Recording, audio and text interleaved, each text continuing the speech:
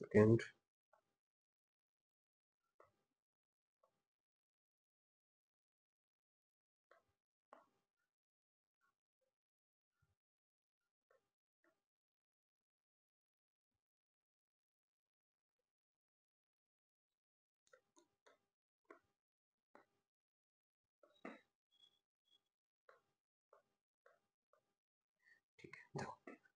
Okay, ठीक है। सो अपने स्टार्ट कर रहे हैं इनकम फ्रॉम अदर सोर्सेस का revision.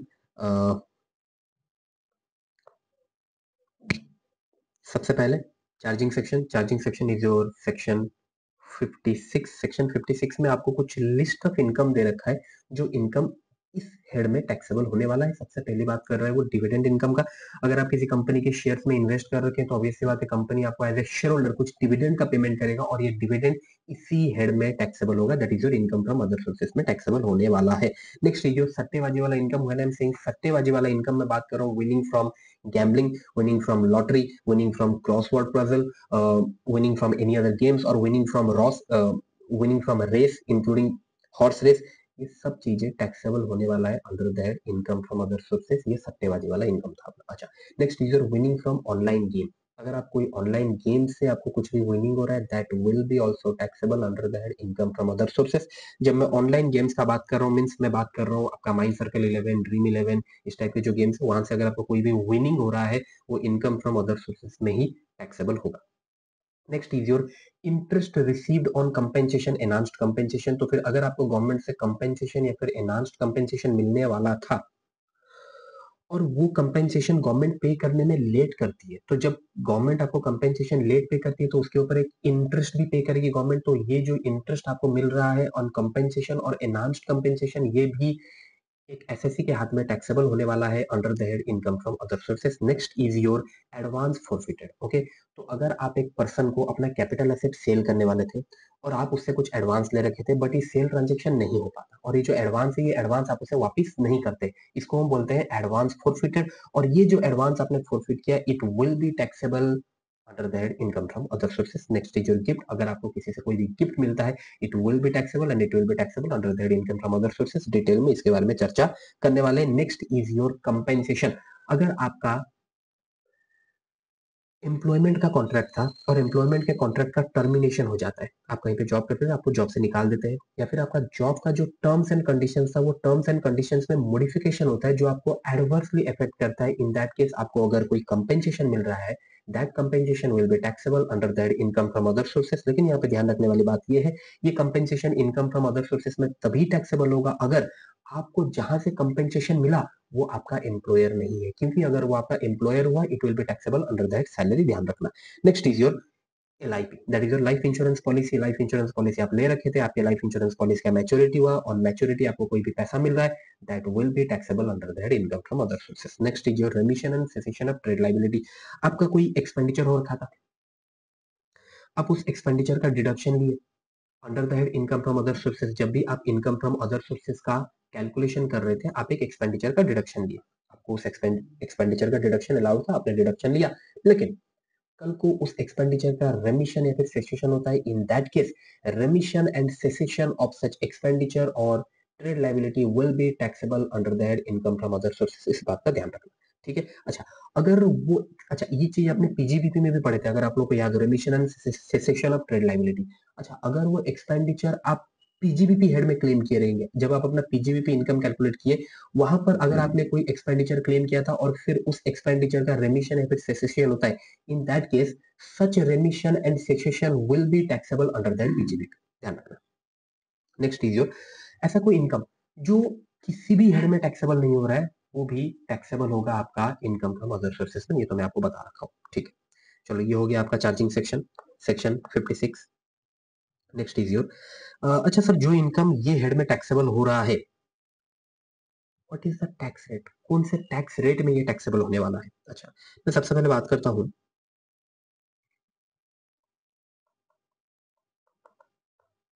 Winning from lottery, gambling,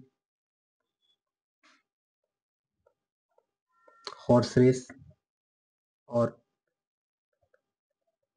batting, basically मैं सट्टेबाजी वाले इनकम का बात कर रहा हूँ। अगर आपका सट्टेबाजी वाला इनकम है, ये टैक्सेबल होने वाला है आपका 30% में, plus surcharge if applicable.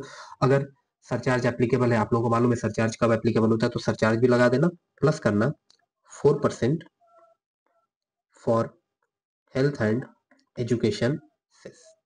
Next आता है आपका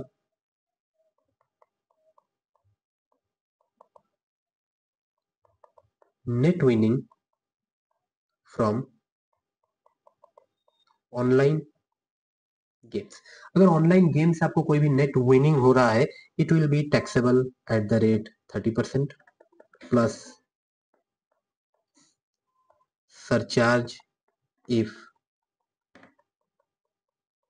applicable plus 4% health and education cess. Basically मैं बोलूँ तो सेम है, आपका सट्टेबाजी वाला इनकम हो या फिर आपका ऑनलाइन गेम से कोई भी इनकम हो, उसका जो टैक्स रेट है that is same. Next is your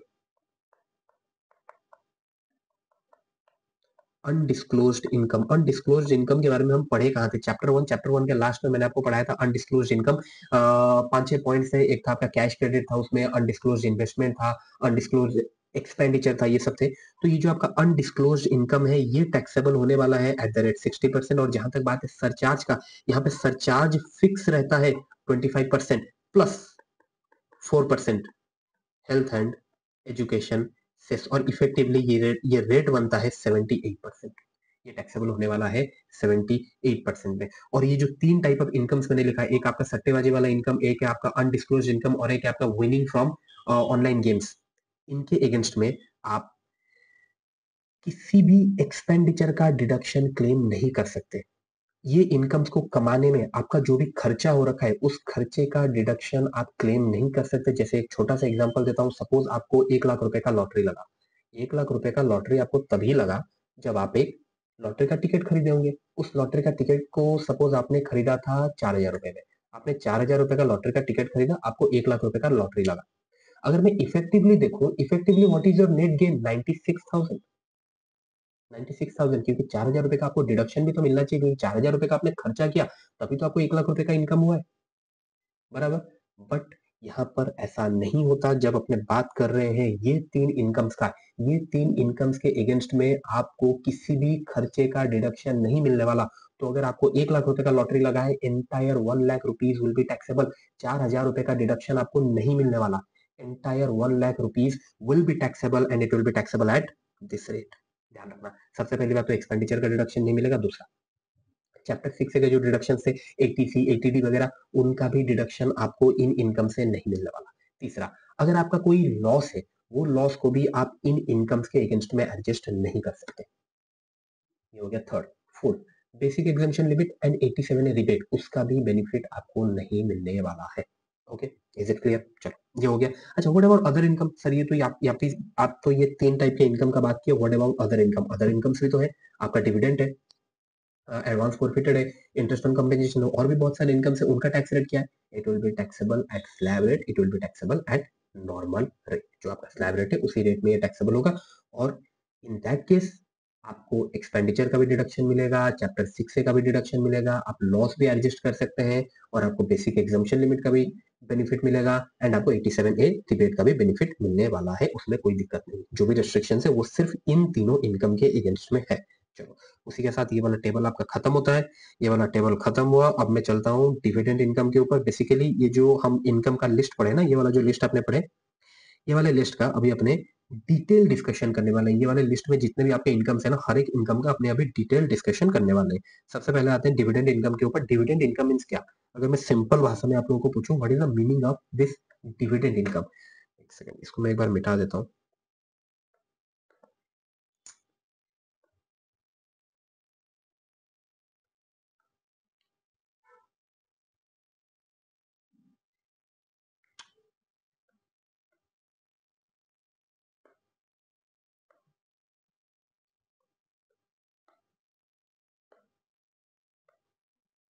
ठीक, ओके। सो अगर मैं पूछूं what is the meaning of this dividend income, ये डिविडेंड इनकम का मतलब होता क्या है? सीधा सिंपल सा बात है यार। हम शेयर होल्डर है, एज ए शेयर होल्डर हमें कंपनी से डिविडेंड मिलता है और ये जो डिविडेंड हमें मिल रहा है ये डिविडेंड टैक्सेबल होने वाला है under the head income from other sources, इसमें तो कोई दिक्कत वाली बात है नहीं, ठीक है। बट बात ये है, देयर आर सम ट्रांजेक्शंस, कुछ ऐसे ट्रांजेक्शंस हैं जिनको अगर आप एक्चुअल में देखें तो ये डिविडेंड नहीं है। कुछ ऐसे ट्रांजेक्शंस है एक्चुअल में अगर आप देखें ये डिविडेंड नहीं है, but for income tax purpose हम उनको डिविडेंड एज्यूम करते हैं, हम कंसिडर करते हैं कि that this transactions will be considered as dividend received in the hand of share holder. Okay, इस टाइप के टोटल 6 ट्रांजेक्शन है। एक्चुअल में देखा जाए तो this are not dividend paid to the share holder, but for income tax purpose हम assume करते हैं that yes dividend has been paid to the share holders और इनको हम बोलते हैं डीम्ड डिविडेंड। सबसे पहला है, अगर एक कंपनी अपने शेयर होल्डर्स को एसेट डिस्ट्रीब्यूट करता है, एक कंपनी है, कंपनी के पास कुछ एसेट्स है और वो एसेट्स अपने शेयर होल्डर्स के बीच में डिस्ट्रीब्यूट करता है, इन दैट केस जो एसेट्स वो अपने शेयर होल्डर्स के बीच में डिस्ट्रीब्यूट किया that will be considered as deemed dividend, but it is limited to amount of accumulated profit whether capitalized or not।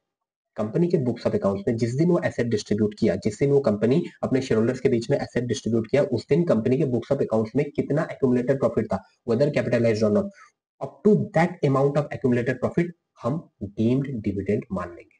Okay, suppose एक छोटे से एग्जांपल से समझते हैं। एक कंपनी है एबीसी एलटीडी, ये अपने शेयर होल्डर्स को एसेट डिस्ट्रीब्यूट करता है, asset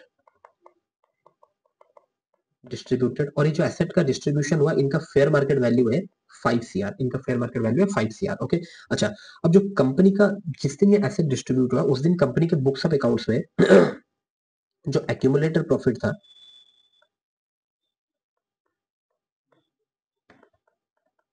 accumulated profit whether capitalised और नॉट, मैं वो लिख नहीं रहा हूं, एक्यूमुलेटेड प्रॉफिट जो था that is your 2 CR। in that case what is the deemed dividend, DD, what is the deemed dividend, it will be 2 CR। Suppose यहाँ पे अगर एक्यूमुलेटेड प्रॉफिट 7 CR का होता है, एक्यूमुलेटेड प्रॉफिट वेदर कैपिटलाइज्ड और not अगर वो 7 CR का होता है, इन दैट केस आपका deemed dividend entire 5 CR would have been considered as your deemed dividend। I hope it is clear। अगर मैं दोबारा रिपीट करूं, एक कंपनी अगर अपने शेयर होल्डर्स के बीच में एसेट डिस्ट्रीब्यूट करता है, in that case it will be considered as deemed dividend up to the amount of accumulated profit whether capitalised और नॉट। ध्यान रखना यहाँ पे जो मैं वर्ड यूज कर रहा हूँ एक्यूमुलेटेड प्रॉफिट वेदर कैपिटलाइज्ड और नॉट, इट मींस जो एक्यूमुलेटेड प्रॉफिट हम यूज करके बोनस शेयर इश्यू कर लिए उसको बोला जाता है एक्यूमुलेटेड प्रॉफिट कैपिटलाइज्ड, और जो एक्यूमुलेटेड प्रॉफिट अभी भी हमारे रिजर्व में पड़ा हुआ है that is your accumulated profit not capitalised. तो यहाँ पे दोनों एक्यूमुलेटेड प्रॉफिट को इंक्लूड करना है, चाहे वो कैपिटलाइज हो रखा हो कैपिटलाइज नहीं हो रखा हो। ओके, ठीक है, चलो। अच्छा, ये जो मैंने लिखा है यहाँ पे एसेट डिस्ट्रीब्यूटेड, एसेट डिस्ट्रीब्यूट हुआ है 5 करोड़ का, ये 5 करोड़ कौन सा वैल्यू है, इन एसेट का फेयर मार्केट वैल्यू, जो एसेट आपने डिस्ट्रीब्यूट किया उनका फेयर मार्केट वैल्यू। ओके, तो ध्यान रखना वो वाला पॉइंट भी लिखा हुआ है, ठीक है। सो देख लो यहाँ पे अमाउंट ऑफ डिविडेंड कितना होगा, fair market value of such asset on the date of distribution, जिस दिन आपने एसेट डिस्ट्रीब्यूट किया, जिस दिन आपने एसेट डिस्ट्रीब्यूट किया उस दिन उन एसेट्स का जो फेयर मार्केट वैल्यू है that will be considered as deemed dividend, but ध्यान रखना it will be limited up to the amount of accumulated profit whether capitalize और नॉट, ठीक है। ध्यान रखना सेम वाइज, अगर एक कंपनी अपने शेयर होल्डर्स को डिवेंचर या फिर डिपॉजिट डिस्ट्रीब्यूट करता है, एक कंपनी है, कंपनी अपने शेयर होल्डर्स को डिवेंचर दे रहा है, डिपॉजिट्स दे रहा है, it will be considered as deemed dividend. Plus अगर एक कंपनी अपने प्रेफरेंस शेयर होल्डर को बोनस शेयर दे रहा है, इसको भी हम डीम्ड डिविडेंड मानते हैं। Again this deemed dividend will be limited up to the accumulated profit whether capitalised और नॉट, ये वर्डिंग आपको हर जगह मिलने वाला है। Okay, now the question is, sir यहाँ पर तो लिखा गया है शेयर होल्डर और यहाँ पर आपने लिखा preference share holder, it means अगर हम इक्विटी शेयर होल्डर्स को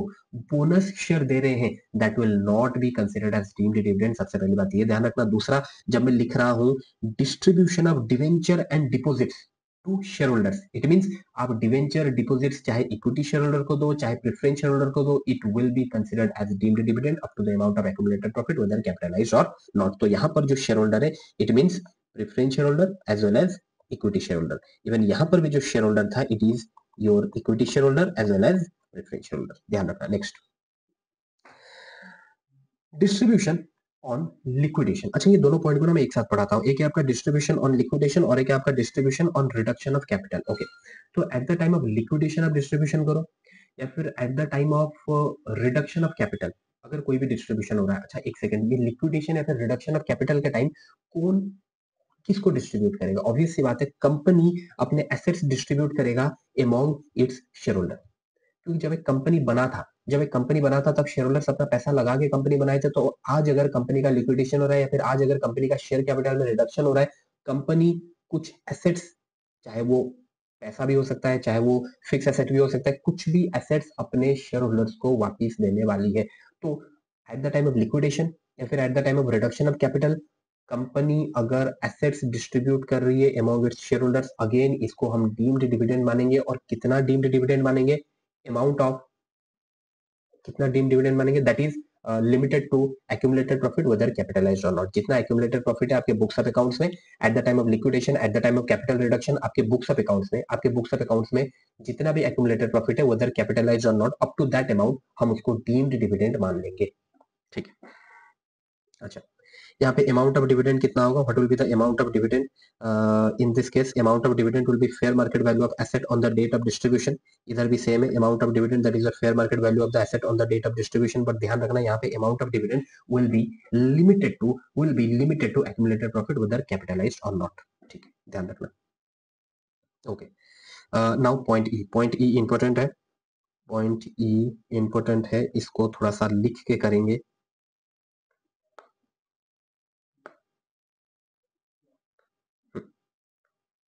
सबसे पहली बात तो ध्यान रखनी, जब मैं पढ़ाया आपको पॉइंट ए से लेके पॉइंट डी तक, मैंने कंपनी बोला है।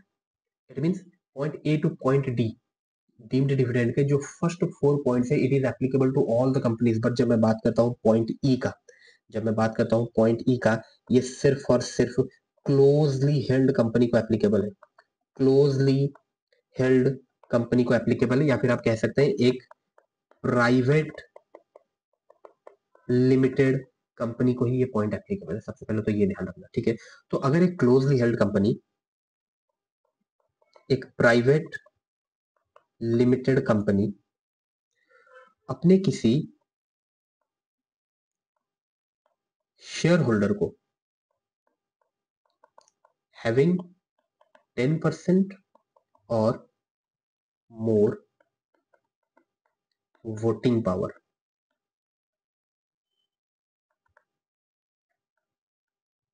अगर एक प्राइवेट लिमिटेड कंपनी अपने ऐसे के शेयर होल्डर को लोन या फिर एडवांस दे रही है जिसके पास 10% और मोर वोटिंग पावर है, क्या दे रही है भाई? लोन दे रही है या फिर एडवांस दे रही है। In that case, this loan or advance will be considered as deemed dividend up to the amount of accumulated profit. एक सेकेंड, मैंने बोला up to the amount of accumulated profit. यहाँ पर मैंने वर्ड यूज नहीं किया वेदर कैपिटलाइज्ड और not. It means वो एक्यूमुलेटेड प्रॉफिट जो कैपिटलाइज हो रखा है, वो एक्यूमुलेटेड प्रॉफिट जिसको यूज करके हमने बोनस शेयर इश्यू कर दिया है, उसको यहाँ पर कंसिडर नहीं करेंगे। यहाँ पर हम सिर्फ उस एक्यूमुलेटेड प्रॉफिट को कंसिडर करेंगे जो अभी भी आपके रिजर्व एंड सरप्लस में पड़ा हुआ है, जिसको यूज करके आपने बोनस शेयर इश्यू नहीं किया है। सिर्फ उसी एक्यूमुलेटेड प्रॉफिट को हम कंसिडर करेंगे, that is your accumulated profit which has not been capitalized। जो accumulated profit कैपिटलाइज हो रखा है उसको यहाँ पर कंसिडर नहीं करेंगे। लेकिन ऊपर के जो 4 पॉइंट थे, हर जगह लिखा हुआ था accumulated profit whether capitalized और नॉट, लेकिन यहाँ पर ओनली accumulated profit लिखा हुआ है। इट मींस accumulated profit जो कैपिटलाइज हो रखा है उसको इस कैलकुलेशन में कंसिडर नहीं करना है। सीधा सिंपल सा बात है, एक प्राइवेट लिमिटेड कंपनी है, प्राइवेट लिमिटेड कंपनी लोन दे रही है, एडवांस दे रही है, अपने एक शेयर होल्डर को दे रही है, और वो शेयर होल्डर के पास 10% और मोर वोटिंग पावर है कंपनी में। 10% और मोर वोटिंग पावर मींस 10% और मोर शेयर होल्डिंग है कंपनी में। In that case, that loan or advance will be considered as deemed dividend up to the amount of accumulated profit. I hope it is clear. Next, अगर ये private limited company loan या फिर advance दे रही है, loan और advance दे रही है एक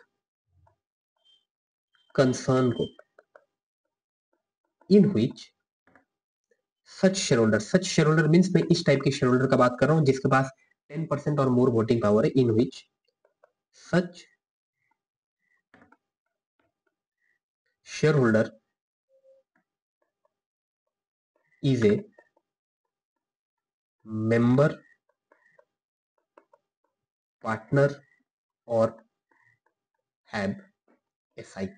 अब ये जो प्राइवेट लिमिटेड कंपनी है ना, प्राइवेट लिमिटेड कंपनी लोन दे रही है, किसको लोन दे रही है? ऐसे कंसर्न को लोन दे रही है जहां पर ये शेयर होल्डर जिसका 10% और मोर वोटिंग पावर है, वो उस कंसर्न में एक मेंबर है, एक पार्टनर है, या फिर उसका उस कंसर्न में सब्सटेंशियल इंटरेस्ट है। इन दैट केस ये लोन एंड एडवांस को हम डीम्ड डिविडेंड मान लेंगे। लेकिन बात ये है कि सर ये डीम्ड डिविडेंड मानेंगे किसके हाथ में?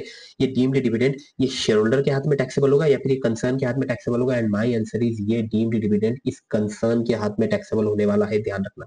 ये जो डीम्ड डिविडेंड है, this deemed dividend will be taxable in the hand of this concern. Okay, next. अब ये जो प्राइवेट लिमिटेड कंपनी है, ये प्राइवेट लिमिटेड कंपनी दोबारा लोन या फिर एडवांस दे रही है। किसको दे रही है भाई?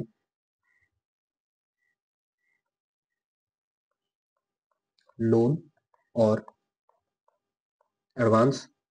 ये प्राइवेट लिमिटेड कंपनी लोन या फिर एडवांस दे रही है to a person on behalf of such share holder.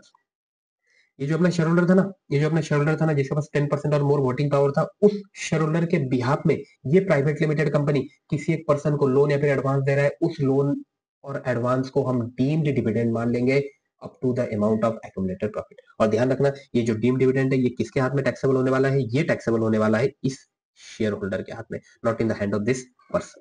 Okay, हालांकि अलग अलग जजमेंट्स है, बट जनरली हम ये अज्यूम करते हैं कि दैट ये जो डीम्ड डिविडेंड है ये टैक्सेबल होने वाला है in the hand of share holder, ध्यान रखना। ओके, और यहाँ पर deemed dividend will be limited up to the amount of accumulated profit. जिस दिन लोन दिया जा रहा है उस दिन कंपनी के बुक्स ऑफ अकाउंट से जितना एक्यूमुलेटेड प्रॉफिट है, आपका deemed dividend will be limited up to that amount. लेकिन ध्यान रखना भाई एक बात, यहाँ पर मैं बोल रहा हूँ डीम्ड डिविडेंड,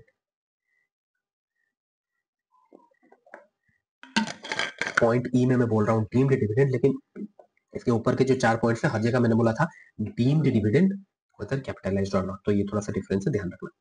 ठीक है, चलो भाई ये वाला पॉइंट कवर। ओके,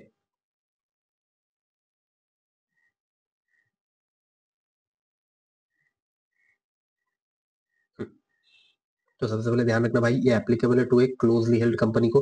ठीक है, क्लोजली हेल्ड कंपनी मींस ऐसा कंपनी जिसमें पब्लिक का सब्सटेंशियल इंटरेस्ट नहीं है। ओके, तो ये तीनों पॉइंट्स तो कवर हो गए। और यहाँ पे डिविडेंड, यहाँ पर डीम्ड डिविडेंड कितना बनेगा? Up to the extent of accumulated profit. Company के पास जितना एक्यूमुलेटेड प्रॉफिट है उतना ही डीम्ड डिविडेंड बनने वाला है। अच्छा, अमाउंट ऑफ डिविडेंड कितना रहेगा? Amount of dividend is equal to amount of loan और advance. Okay, next is your, अच्छा, सब्सटेंशियल इंटरेस्ट का मतलब क्या होता है? सब्सटेंशियल इंटरेस्ट मींस 20% और मोर शेयर होल्डिंग और 20% और मोर प्रॉफिट शेयरिंग। ठीक है, at least 20% profit sharing, 20% voting power in the company, that is your shareholding. Okay, अच्छा, ये वाला जो पॉइंट है this is not applicable to all the companies, ये सिर्फ और सिर्फ closely held company that is a private limited company को एप्लीकेबल है। ओके, अच्छा, ओके ओके, ठीक है। Now the next point is, ध्यान रखना, अच्छा ये जो लोन या फिर एडवांस दिया जा रहा है, अगर ये लोन का इन फ्यूचर प्रॉपर रिपेमेंट हो रहा है, ये लोन के ऊपर जो मार्केट रेट ऑफ इंटरेस्ट है वो market rate of interest charge किया जा रहा है, क्या ये सब फैक्टर्स डीम्ड डिविडेंड वाले कॉन्सेप्ट को अफेक्ट करता है? अफेक्ट नहीं करता। ठीक है, आपका लोन का सब्सिक्वेंट रिपेमेंट हो रहा है, लोन के ऊपर इंटरेस्ट चार्ज हो रहा है एट मार्केट रेट, ये मैटर नहीं करता। अगर एक क्लोजली हेल्ड कंपनी लोन या फिर एडवांस दे रहा है, अच्छा लोन या फिर एडवांस किसको दे रहा है? ये 3 लोगों को दे रहा है। ये 3 लोगों को लोन या फिर एडवांस दे रहा है एक क्लोजली हेल्ड कंपनी, हम उसको डीम्ड डिविडेंड मानेंगे up to the amount of accumulated profit. ठीक है, चाहे ये लोन या फिर एडवांस का फ्यूचर में रिपेमेंट हो ना हो, इसके ऊपर इंटरेस्ट चार्ज हो ना हो, मैटर नहीं करता, ध्यान रखना ये बात। चलो नेक्स्ट ये वाला पॉइंट क्लियर। अच्छा, दो एक्सेप्शन है, दो एक्सेप्शन ये, सबसे पहली बात, अगर वो क्लोजली हेल्ड कंपनी का बिजनेस ही यही है लोन देना, अगर ये क्लोजली हेल्ड कंपनी का, हमारे एग्जांपल में ये जो आपका प्राइवेट लिमिटेड कंपनी था, अगर ये प्राइवेट लिमिटेड कंपनी का बिजनेस ही यही होता, लोन देना उसका बिजनेस होता, इन दैट केस हम इन लोन्स या फिर एडवांस को, ये लोन्स को हम डीम्ड डिविडेंड नहीं मानते। अगर ये प्राइवेट लिमिटेड कंपनी का बिजनेस ही यही है to grant loan, in that case हम उस लोन को, अगर इन दैट केस ये प्राइवेट लिमिटेड कंपनी लोन देती इन 3 पर्सन को, इन दैट केस हम उसको डीम्ड डिविडेंड नहीं मानते, पहला। दूसरा, अगर एडवांस दिया गया है in the form of trade advance, ये जो एडवांस दिया गया है ये बिजनेस पर्पज के लिए एडवांस दिया गया है, उसको भी हम डीम्ड डिविडेंड नहीं मानते हैं, ध्यान रखना। Loan is granted in ordinary course of business and lending of money is substantial part of company's business. Company का बिजनेस ही है ये पैसा लोन में देना। लोन और एडवांस टू शेयर होल्डर और specified concern is not deemed to be dividend, उसको हम डीम्ड डिविडेंड नहीं मानेंगे। अगर ट्रेड एडवांस है उसको भी हम डीम्ड डिविडेंड नहीं मानते, ध्यान रखना। Next next is your buyback of share. मैंने बताया था इसमें अमेंडमेंट है, इसी साल ही अमेंडमेंट है, इंपॉर्टेंट है, क्वेश्चन आ सकता है, ध्यान रखना। इसमें मैं थोड़ा सा टाइम लगाने वाला हूँ। सबसे पहले बायबैक ऑफ शेयर देखो बहुत इंपॉर्टेंट है। अगर आपका बायबैक ऑफ शेयर हो रखा है अप टू, ये पॉइंट एफ है आपका, अगर आपका बायबैक ऑफ शेयर हो रखा है अप टू 30 सितंबर 2024, 30 सितंबर 2024 तक अगर आपके शेयर्स का बायबैक हो रखा है, इन दैट केस इसके ऊपर टैक्स पे करने का लाइबिलिटी कंपनी का है। अगर अप टू 30 सितंबर 2024 अगर इस पीरियड तक आपके शेयर्स का बायबैक हो रहा है, इन दैट केस इस बायबैक ट्रांजेक्शन के ऊपर टैक्स पे करने का लाइबिलिटी कंपनी का है। सपोज एक कंपनी है आपका एबीसी लिमिटेड, इधर है भाई आपका मिस्टर ए। मिस्टर ए के पास कंपनी के 100 शेयर्स थे और मिस्टर ए ये शेयर्स खरीदा था 10 रुपीज में, 10 पर शेयर। अब एबीसी लिमिटेड बायबैक कर रहा है दिस 100 शेयर्स, ये 100 शेयर्स एबीसी लिमिटेड बायबैक कर रहा है। इन दैट केस सबसे पहली बात तो यहाँ पे टैक्स पे करने का लाइबिलिटी किसका है? टैक्स पे करने का लाइबिलिटी एबीसी लिमिटेड का है, मिस्टर ए का नहीं। सबसे पहले तो ये क्लियर। अच्छा, एबीसी लिमिटेड कौन से अमाउंट के ऊपर टैक्स पे करेगा? अच्छा, ये जो 100 शेयर्स एबीसी लिमिटेड बायबैक कर रहा है, जो उसका बायबैक प्राइस है that is eight the rate 20 पर share. Now what is the gain, what is the profit? क्योंकि टैक्स तो अपने को प्रॉफिट के ऊपर ही पे करना है ना। अच्छा मुझे एक बात बोलो, मिस्टर ए इन शेयर्स को खरीदा था 10 रुपए में, लेकिन जब बायबैक हो रहा है, बायबैक कितने में हो रहा है? 20 रुपए में। 20 माइनस 10। अच्छा मैंने हमसे खरीदा था means mister A direct ABC limited से ये शेयर्स खरीदा था। एबीसी लिमिटेड ये शेयर्स मिस्टर ए को इशू किया था, 10 रुपए में इशू किया था, और आज के डेट में बायबैक हो रहा है 20 रुपए में। अच्छा टोटल शेयर्स कितने हैं आपके? टोटल शेयर्स है आपके 100। इन that case it will B 10 into 100, 1000। ये 1000 के ऊपर टैक्स पे करने का लाइबिलिटी किसका है? एबीसी लिमिटेड का है, मिस्टर ए का नहीं। टैक्स पे करने का लाइबिलिटी एबीसी लिमिटेड का है, मिस्टर ए का नहीं। सबसे पहले तो ये ध्यान रखना। और इसके ऊपर टैक्स कितना पे करना है? That is your 20% plus 12% surcharge plus 4% health and education cess. और इफेक्टिवली ये रेट आपका बनता है 20 प्लस 12% प्लस 4%, 23.296%। इतना टैक्स उसे पे करना है। दैट इज योर इफेक्टिवली उसे ये 1000 रुपए के ऊपर 233 रुपीज का टैक्स पे करके चलना है। ये 233 रुपीज का टैक्स पे करने का लाइबिलिटी एबीसी लिमिटेड का है, मिस्टर ए का नहीं। ध्यान रखना। ओके सो अच्छा ये मैं बात कर रहा हूँ तभी अगर आपके शेयर्स बायबैक हो रखे हैं 30 सितंबर 2024 या फिर उससे पहले। देख लेते हैं एक बार क्या लिखा गया है। ओके देखो,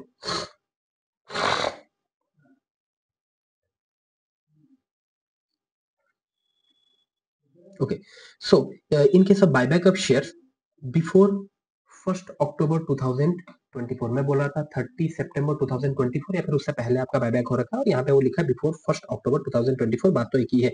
अच्छा,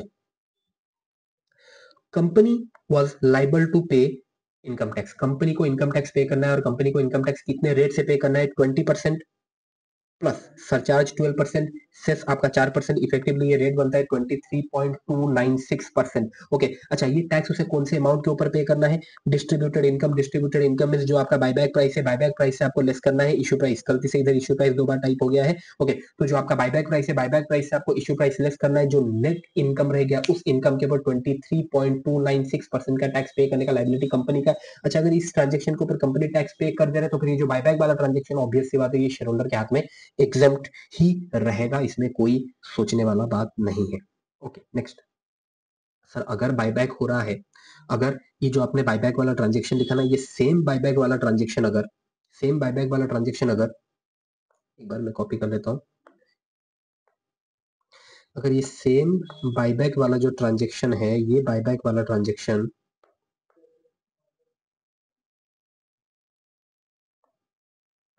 ये बायबैक वाला ट्रांजेक्शन अगर 1 अक्टूबर 2024 या फिर ऑनवर्ड्स हुआ होता, अगर ये बायबैक वाला ट्रांजेक्शन ऑन 1 अक्टूबर 2024 और ऑन वर्ड्स होता, इन दैट केस क्या होता, इन that case at the time of buyback एक कंपनी अपने शेयर होल्डर को जो भी पे कर रही है हम उसको डीम्ड डिविडेंड मान लेंगे। मुझे बोलो ये बायबैक के टाइम में एबीसी लिमिटेड मिस्टर ए को क्या पे कर रहा है, एक तो 200 एक तो 20 रुपया पे कर रहा है पर शेयर, और कितने शेयर का बायबैक हुआ है, 100 शेयर्स का बायबैक हुआ है। सो टोटल कितना पे करेगा, 2000 रुपया पे करेगा। ये एंटायर 2000 रुपीज, ये entire 2000 rupees will be considered as deemed dividend in the hand of Mr. A। Obvious सी बात है, मिस्टर ए के हाथ में अगर डीम्ड डिविडेंड हो रहा है तो इसके ऊपर टैक्स पे करने का लायबिलिटी किसका है, मिस्टर ए का ही है, ध्यान रखना।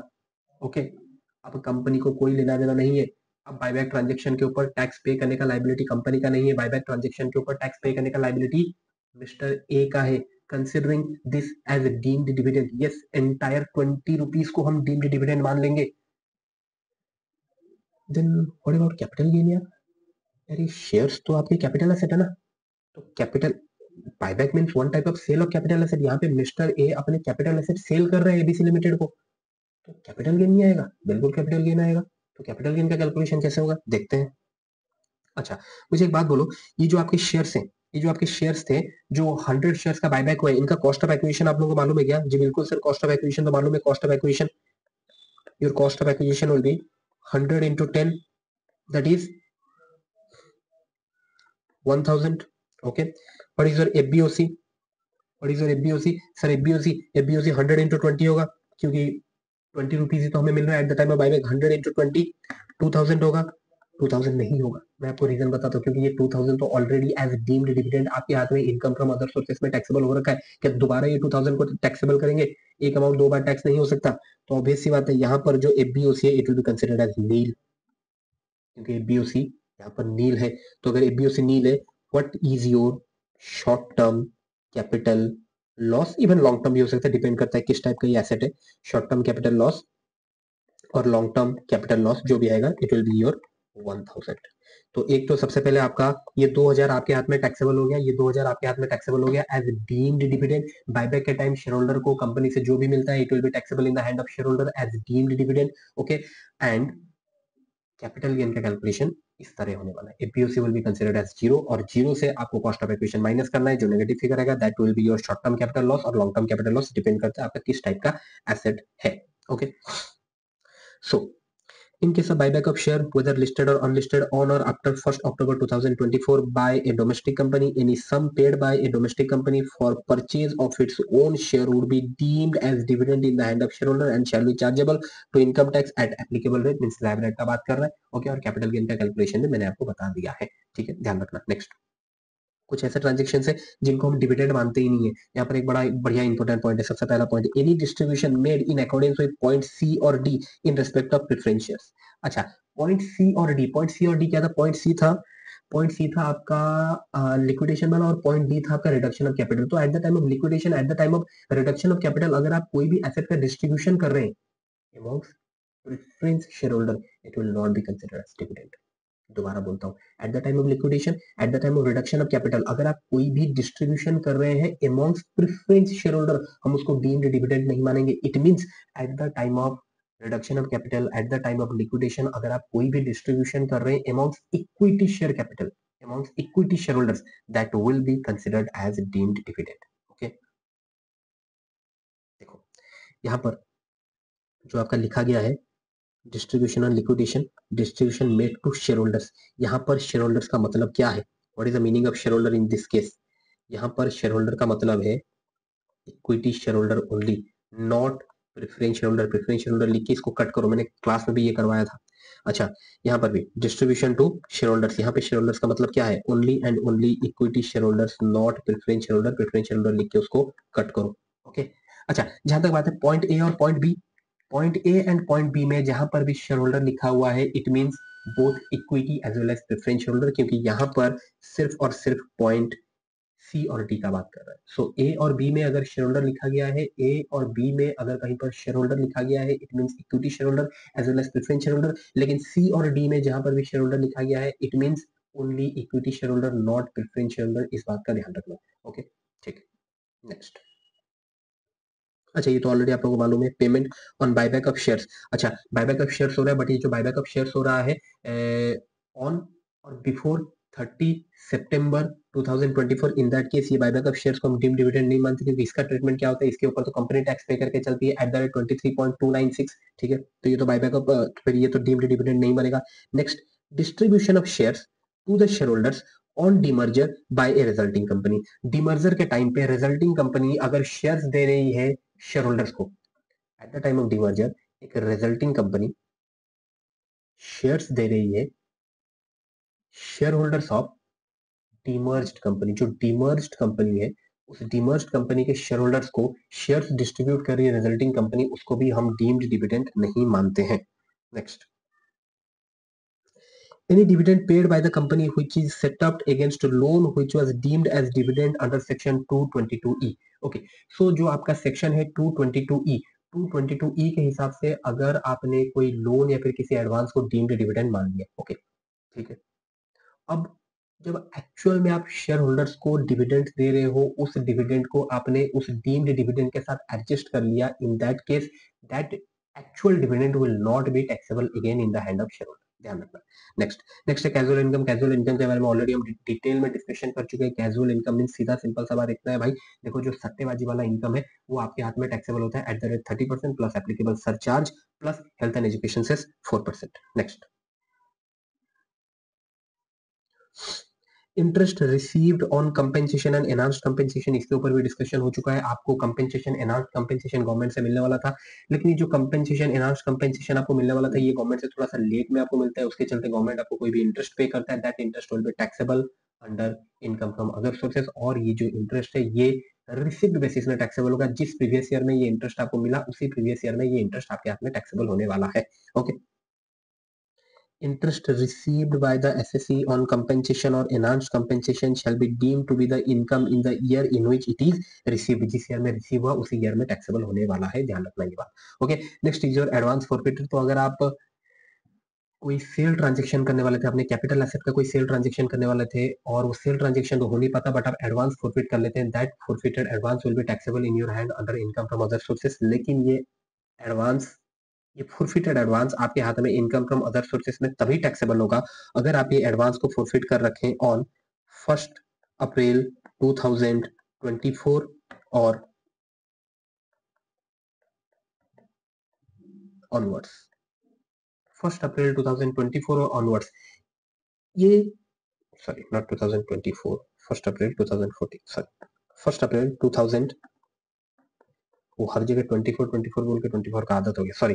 तो अगर आप ये एडवांस को फॉरफिट कर रहे हो 1 अप्रैल 2014 और ऑनवर्ड्स, इन दैट केस ये जो एडवांस है, ये जो फॉरफिटेड एडवांस है, it will be taxable under the head income from other sources. लेकिन अगर आप ये एडवांस को फॉरफिट किए हो before 1 April 2014, in that case ये जो एडवांस है, ये advance income from other sources में टैक्सेबल नहीं होने वाला, बट ये जो एडवांस है, ये एडवांस आपके कॉस्ट ऑफ एक्विजिशन से लेस होगा while calculating capital gain. Okay, so advance forfeited up to 31st March 2014, that is your before 1st April 2014, would be reduced from cost of acquisition while computing the capital gain। Okay, ध्यान रखना। लेकिन अगर advance forfeit हो रखा है on और after 1 April 2014, in that case this advance will be taxable under that income from other sources, ध्यान रखना।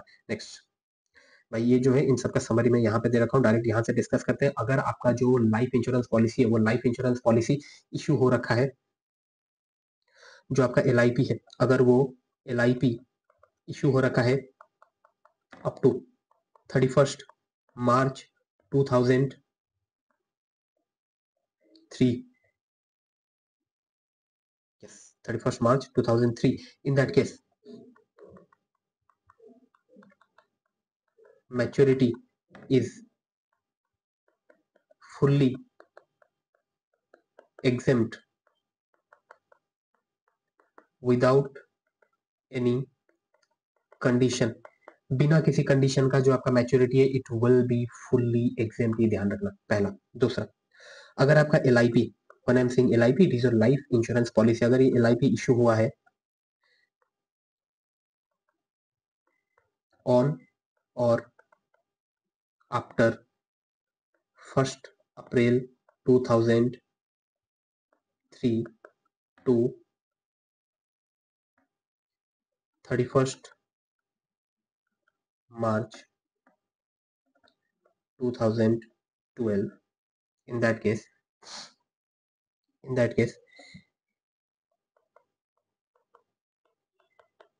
maturity is exempt if annual premium is up to 20% of sum assured. जो आपका LIP का sum assured है उसका 20%, your annual premium is up to 20% of sum assured. अगर आपका annual premium exceed कर जाता है 20% of sum assured, in that case जो आपका LIP का मैच्योरिटी है इट विल बी टैक्सेबल, वो एग्जेम्प्ट नहीं रहेगा. ओके चलो बाकी का लिखते नहीं है, डायरेक्ट इधर से देख के करते हैं. ठीक है okay. Sum received sum receive means at the time of the maturity जो पैसा आपको मिल रहा है वो एग्जेम्प्ट हो जाएगा. एक कंडीशन, अगर एक कंडीशन आप कंप्लाई कर ले, that is your annual premium is less than और equal to, that is your annual premium is up to 20% of sum assured during the term of the policy. Okay अगर आपका policy issue हो रखा है 1 अप्रैल 2012 से लेकर 31 मार्च 2013, 1 अप्रैल 2012 से लेकर 31 मार्च 2013, अगर ये पीरियड में आपका पॉलिसी इशू हो रखा है, ये पॉलिसी का मैच्योरिटी आपके हाथ में एग्जेम्प्ट होगा अगर आप एक कंडीशन कंप्लाई कर ले, that is your annual premium is up to 10% of sum assured. पहले जो 20% हुआ करता था उसको रिड्यूस करके 10% कर दिया गया. जो आपका एनुअल प्रीमियम है it should be less than और equal to 10% of sum assured. Okay अगर आपका पॉलिसी इशू हो रहा है 1 अप्रैल 2013 से लेके 1 अप्रैल 2013 से लेके 31 मार्च 2023, 1 अप्रैल 2013 से लेके 31 मार्च 2023, अगर ये वाले पीरियड में आपका पॉलिसी इशू हो रहा है, इन दैट केस ये पॉलिसी का मैच्योरिटी आपके हाथ में एग्जेम्प्ट होगा अगर आप एक कंडीशन कंप्लाई कर ले, वही 10% वाला कंडीशन. यस दैट सेम 10% वाला कंडीशन, यू सी दैट 10% वाला कमीशन. तो यहाँ पर एक्स्ट्रा क्या है सर, यहाँ पे एक्स्ट्रा ये है अगर आप वो लाइफ इंश्योरेंस पॉलिसी एक डिसेबल पर्सन के लिए ले रखें या फिर ऐसे एक पर्सन के लिए ले रखें who is suffering from any disease. अगर आपका ये जो लाइफ इंश्योरेंस पॉलिसी है it is for a disable person और a person suffering from any disease, in that case ये जो आपका LIP है इसका मैच्योरिटी आपके हाथ में एग्जेम्प्ट रहेगा if your annual premium is up to 15% of sum assured. इनके लिए एक अलग सा परसेंटेज दिया गया दैट इज 15%, बस यहाँ पर यही चेंजेस है. दूसरा अगर आपका पॉलिसी इशू हो रहा है ऑन और after 31st, if your policy is issued on और आफ्टर 1 अप्रैल 2023, 1 अप्रैल 2023 या फिर उसके बाद आपका पॉलिसी इशू हो रहा है, इन दैट केस इसका मैच्योरिटी एग्जेम्प्ट रहेगा. लेकिन यहाँ पर आपको दो कंडीशन कंप्लाई करना पड़ेगा. पहला कंडीशन तो वही 10% और 15% वाला. 15% is for disable and person suffering with diseases and 10% normal लोगों के लिए. इसके साथ जो और एक कंडीशन आपको कंप्लाई करना पड़ेगा वो कंडीशन ये है कि जो आपका पॉलिसी है उस पॉलिसी का जो प्रीमियम है it should not exceed 5 lakh during previous year. Okay अगर आपके पॉलिसी का प्रीमियम 5 लाख एक्सीड कर जाता है, in that case that policy will be taxable in your hand. उस पॉलिसी का मैच्योरिटी आपके हाथ में टैक्सेबल हो जाएगा भले ही उसका annual premium is up to 10% of sum assured हो या फिर 15% ऑफ सम एश्योर्ड हो, फिर भी वो पॉलिसी आपके हाथ में टैक्सेबल हो जाएगा अगर उसका जो एनुअल प्रीमियम है वो एनुअल प्रीमियम एक्सीड करता है 5 lakh during any previous year. अच्छा अगर more than one policy, suppose आपके पास 4 पॉलिसीज है, if you have 4 policies, in that case वो पॉलिसीज जिनका एनुअल प्रीमियम का sum combinely is up to 5 lakh, वो तो एग्जेम्प्ट रहेंगे और जो रिमेनिंग पॉलिसीज है वो आपके हाथ में टैक्सेबल हो जाएंगे. चलो कुछ एग्जांपल्स करते हैं, एग्जांपल से समझ लेंगे. अच्छा जब आप ये 5 लाख वाला लिमिट कैलकुलेट करेंगे, while calculating the limit of 5 lakhs premium on policy issued before 1st April 2023 shall not be considered. obvious सी बात है. अच्छा देखो भाई यहाँ पर mister A, mister B, mister C, mister A का जो पॉलिसी है वो इशू हो रखा है 1 अप्रैल 2013. 1 अप्रैल 2013 को अगर पॉलिसी इशू हो रखा है और ये पॉलिसी का मैच्योरिटी अगर अपने को एग्जेम्प्ट कराना है, इन दैट केस अपने को कौन सा कंडीशन कंप्लाई करना पड़ेगा, अपने को कौन सा कंडीशन कंप्लाई करना पड़ेगा, वो 10% वाला कंडीशन कंप्लाई करना पड़ेगा.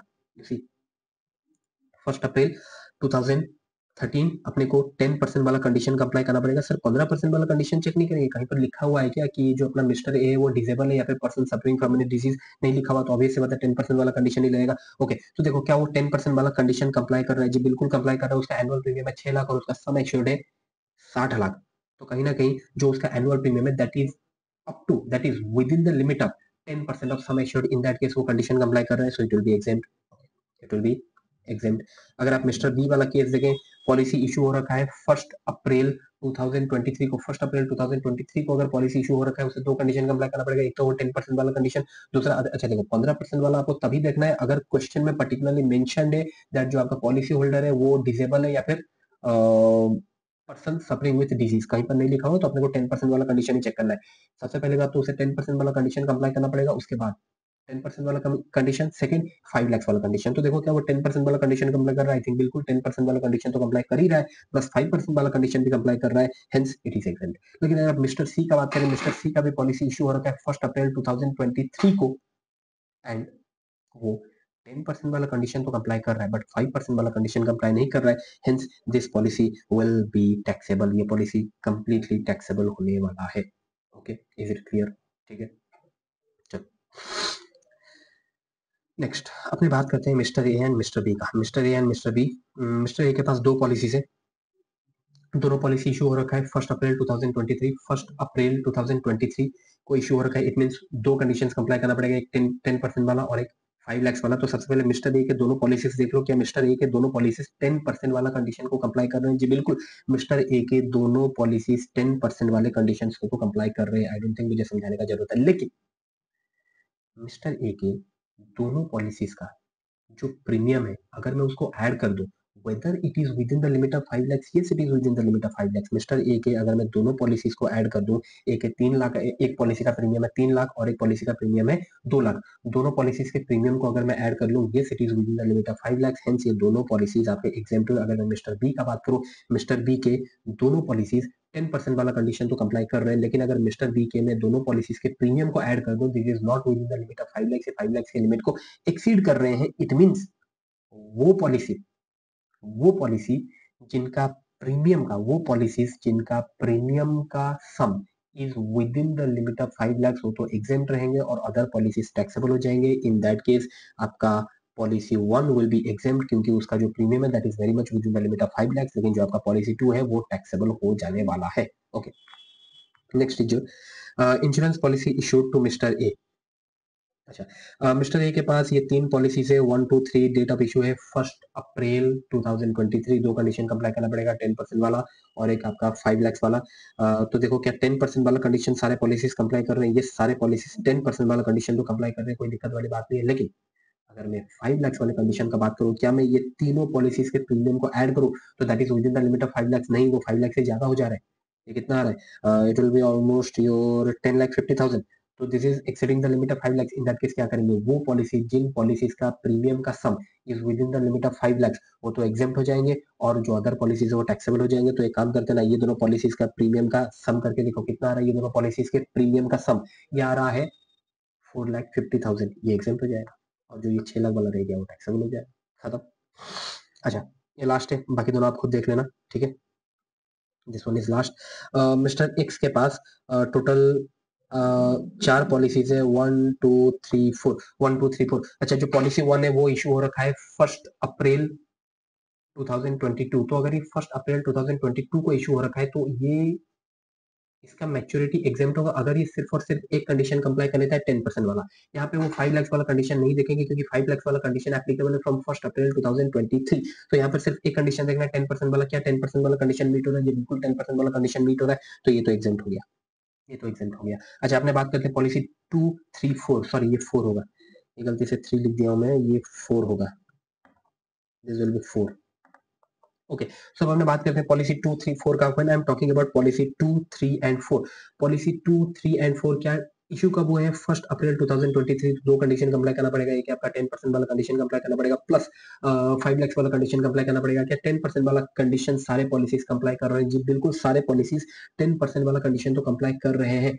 लेकिन अगर मैं ये तीनों पॉलिसीज के प्रीमियम को ऐड करूं, whether it is within the limit of 5 lakhs. एक सेकंड सर, सबसे पहले तो मुझे ये बताओ आप पॉलिसी 1 को भी इंक्लूड नहीं कर रहे हो?